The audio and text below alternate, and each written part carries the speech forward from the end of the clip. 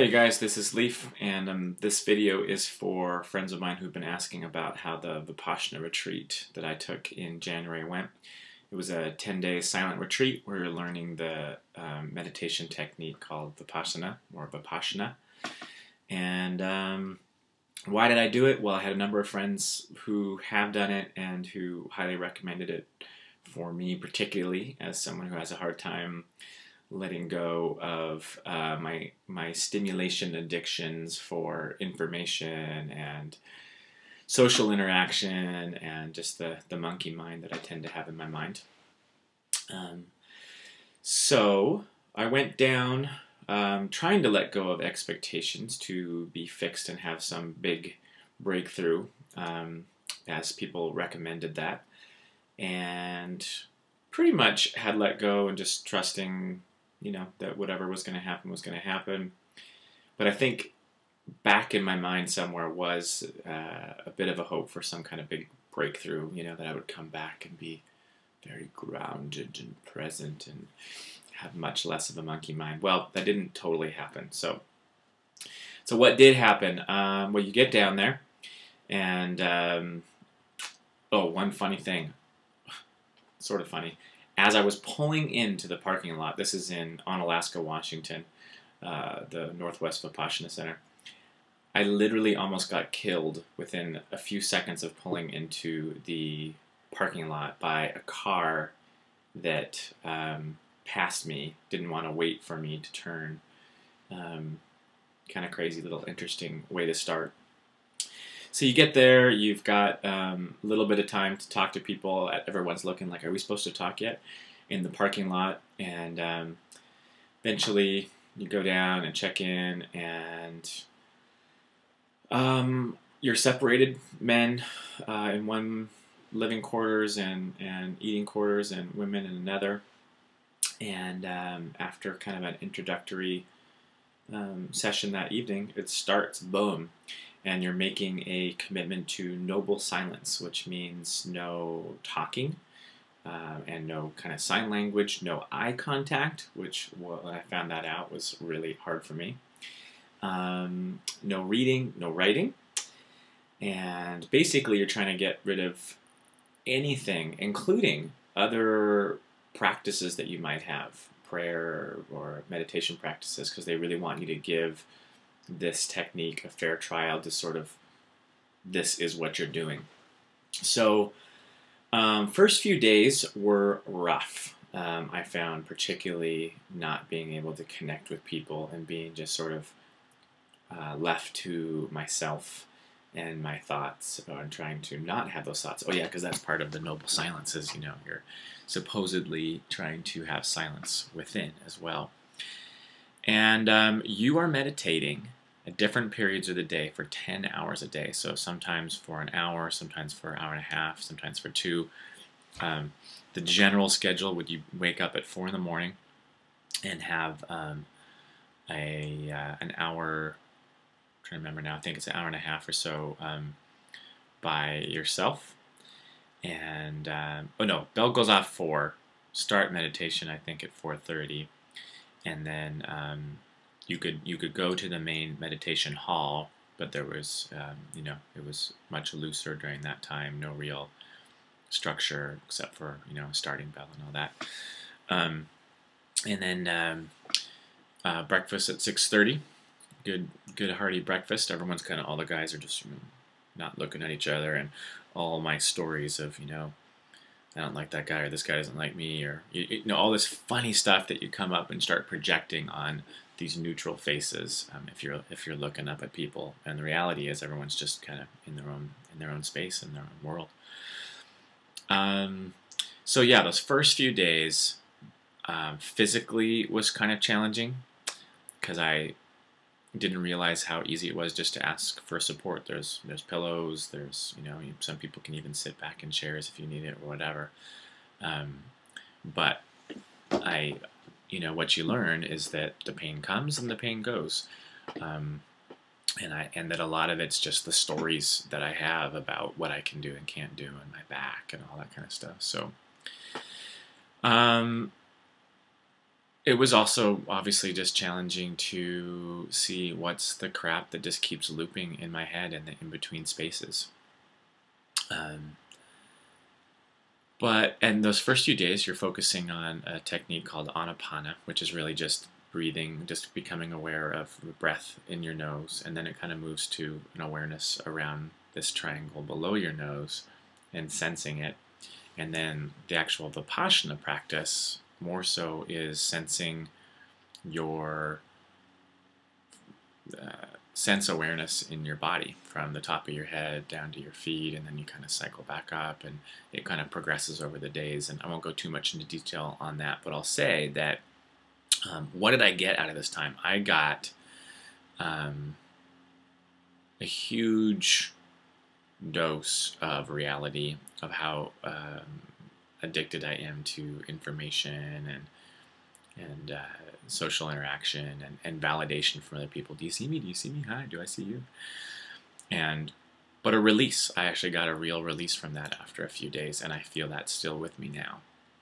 Not totally transformed, obviously, in that way, but I don't feel as needy for all those things. I can be by myself without having that fear of boredom or of silence, you know. I remember the first time on the third or the fourth day when I was just lying in my bed during a break, and I was like, I'm just looking at a ceiling, and this is okay, and I can be content, and this is great. There's some walking paths that you kind of, between breaks go out to, but the day is pretty much made up of, chunks of meditation by yourself or with the group in the meditation hall. There's a short time where you can ask some questions of the assistant teacher that's there in the afternoon. And in the evening, there is a lecture from Genke, kind of the founder. And he's, very smart, charismatic leader, big heart, great guy. Problem for me was, it's on video because this is spread all around, so he's not really accessible. And the other thing, and the thing that, if I didn't say it already, I left on the 8th day, not out of any bad feelings, but just feeling like I had gotten enough. I knew I wasn't going to become a Buddhist, that I wasn't going to make this my main practice, and I felt like I'd gotten enough of a sense of the technique that I wanted to spend the last couple days continuing my retreat in a different kind of way by myself. Went to Brighton Bush hot springs and had sort of a half silent retreat, half connecting with people, and so it was a great transition. What was I saying? Oh yeah, so you're not supposed to be thinking and getting caught up in your head. You're supposed to be just more becoming aware of your body and sensation and approaching that stillness and what is called anicca, which is the nature of reality that the Buddha arrived at, which is that everything is change, that things are constantly changing. And by getting a sense in your body that everything is changing, pain comes, pain goes, pleasure comes, pleasure goes. You're sort of, from that perspective, from what I got, let me just say what I got. What I got was that, yes, when we get attached to wanting things to stay the same, I want that pleasure, I need that, I want that outcome, it ends up causing suffering. Or the opposite, when we get attached to not having, which they call aversion, something, and what you resist persists, and a lot of that stuff. So basically, your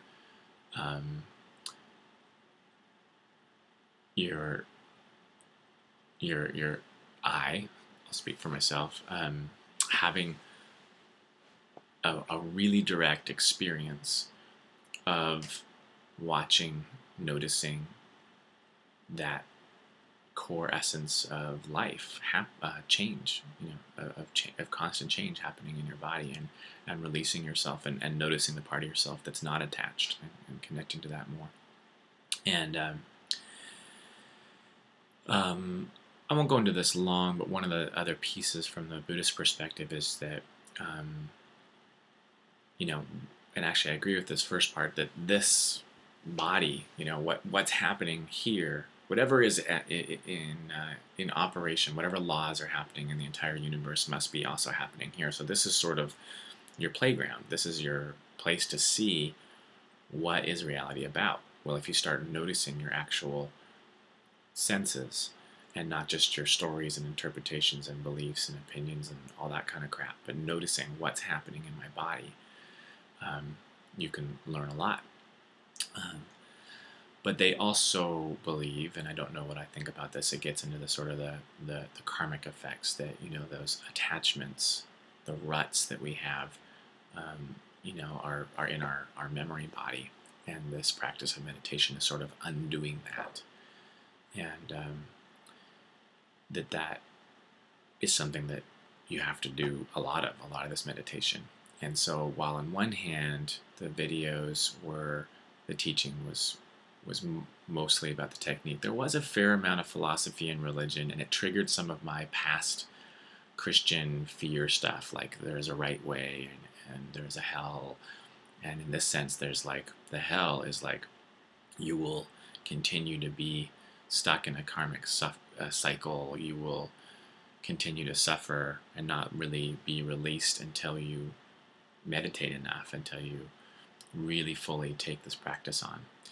And on the other hand, they'd be like, oh, even if you just come for this 10 days, this is great, And so I felt a little uncomfortable with that part, both what the teaching was, but also that I didn't have a chance I would get an hour video dose of teaching at night, but there was no chance to really interact except for a minute or two. You could ask a question of the assistant teacher after the video.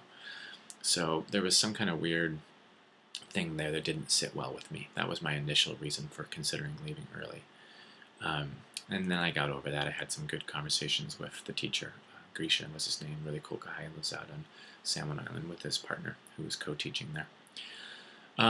Anyways, what else did I get? So, got more comfortable with just being and less afraid of, stillness and boredom.